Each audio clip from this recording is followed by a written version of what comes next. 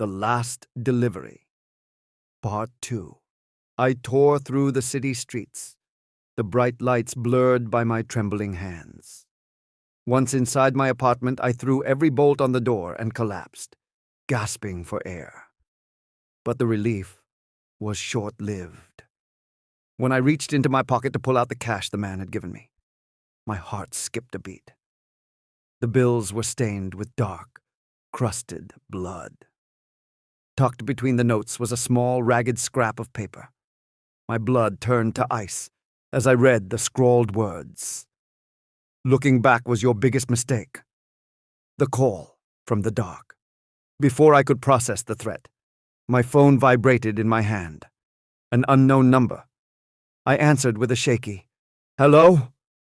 There was no reply, only the sound of wet, heavy, rhythmic breathing. Then that same raspy voice whispered, "You dropped your wallet." A cold wave of terror washed over me. My wallet held everything, my ID, my money, and most importantly, my home address.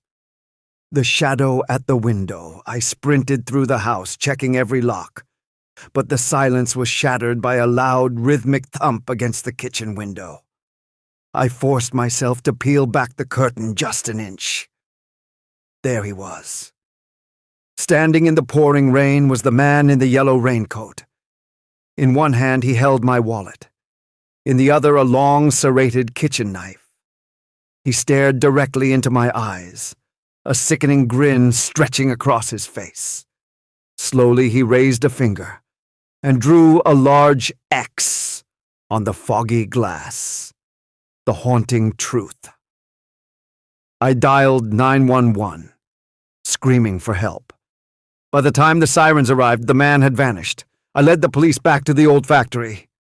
But what they found in the basement made seasoned officers turn pale.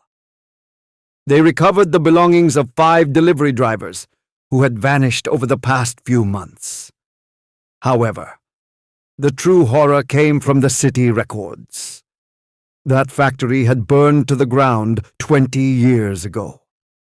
The owner, a man known for always wearing a yellow raincoat, had perished in the flames.